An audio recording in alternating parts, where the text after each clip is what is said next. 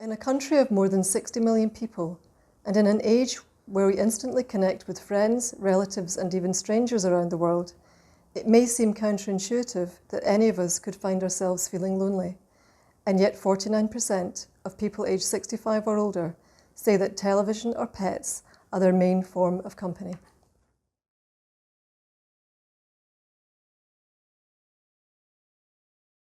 I do feel lonely at times.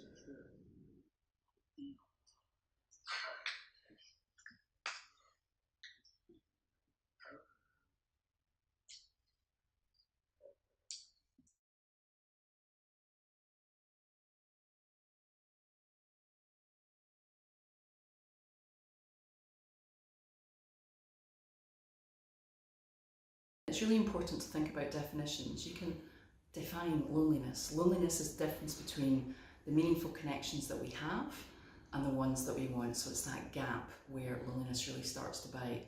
Social isolation is an objective state. It's where you can measure the number of interactions someone has, but it doesn't speak to the quality of those interactions. So you can be lonely in a crowded room, and if you're experiencing social isolation, you're most certainly experiencing loneliness and chronic loneliness. Loneliness can be a terrible thing. You know, when you've nobody to talk to, and I've told you this, when I have arguments with my husband, his photograph's there, it's I get so annoyed because I'm left myself. And I could get out when my husband passed away, had arthritis and had my stick, but I could get out. I could go on buses, go anywhere I wanted, and then the trapped nerves. And then I was taking big sores in my legs. They were bursting. I mean, I was in here for 2 years, no going out the door, because I was hobbling, couldn't get into the bathroom, all different things. And I made up my mind. I said, right, you'll need to, you can't be like this. Another important part of the loneliness dynamic is if you're experiencing particularly chronic loneliness, if you're single and you lack social connections, it's the equivalent of smoking more than 15 cigarettes a day. And we know that has profound impacts on both mental and physical health. From a physical health point of view, it can lead to increased blood pressure, leading to cardiovascular problems. In one Dutch study, it talked about increasing your risk of dementia by 64%. From a mental health point of view, it can lead to depression and anxiety and also be a consequence of those. So we know that loneliness actually has a profound impact on people's health as well as quality of life. I was with my husband for 55 years, and for that just to stop and I'm on my own. You know, I really hated waking up in the morning and trying to get into my bed. My legs used to be double the size of this, and trying to get into bed. And my pride. No, I don't want anybody at night time. I'll do this myself. I'll get into bed. You know, and it was very, very lonely.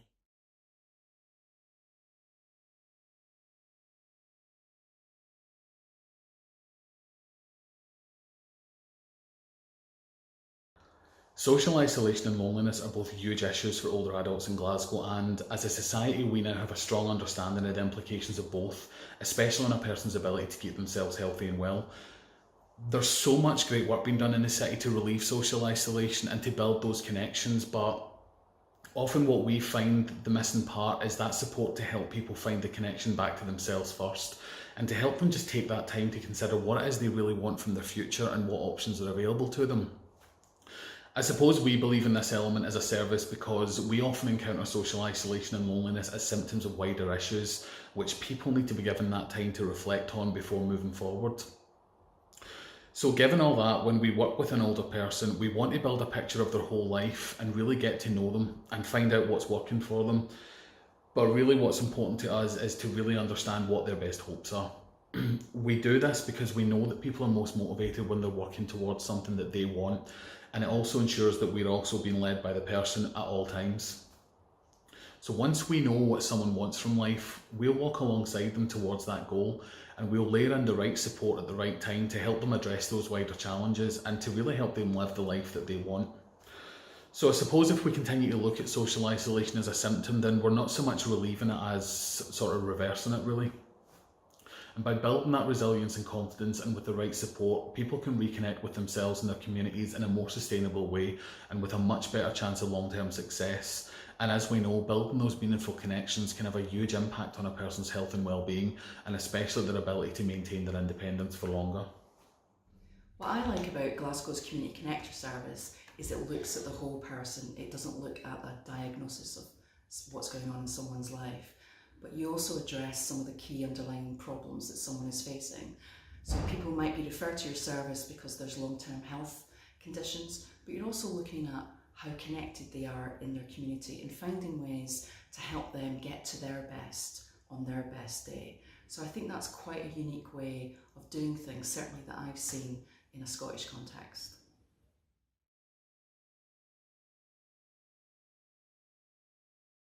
I can do myself, I have a shower, I get myself ready, and one day I go to Fred painting, and I know I've got to be ready for about 9:10 in the morning. They come and get me, back here at 3:45.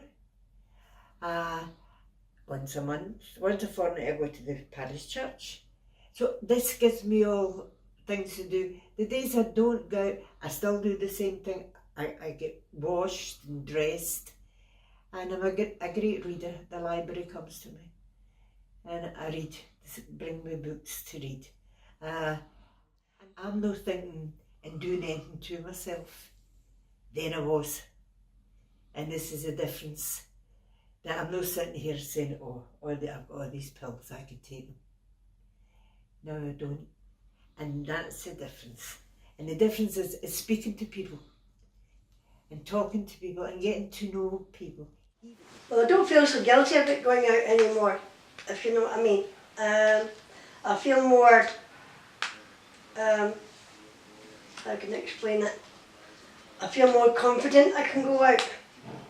That I'm no, I can do what I want, when I want, and I can go and see the family, like, things like that. I can go visiting, I can go to the boys at weekends and I can stay overnight. I don't need to worry about anything, in that sense, if you know what I mean. But I can feel more confident in myself now. The difference is now that when I'm waking up in the morning, I'm wanting to get out of bed. You know what I mean? It's not that, this is another day. I mean, what am I doing here? I mean, I'm getting out of bed and I've got things in my mind that I'm wanting to do. And I like, I know I go on and on and on and I talk a lot, but that's just me. You know what I mean? That's just me. But I've been really grateful that I've managed to get someone from the community connectors to talk to. You know what I mean? I really do. I would recommend them to anyone. You know, but I'm saying again, love, you've made a difference, a difference to my life, because I would still be sitting here.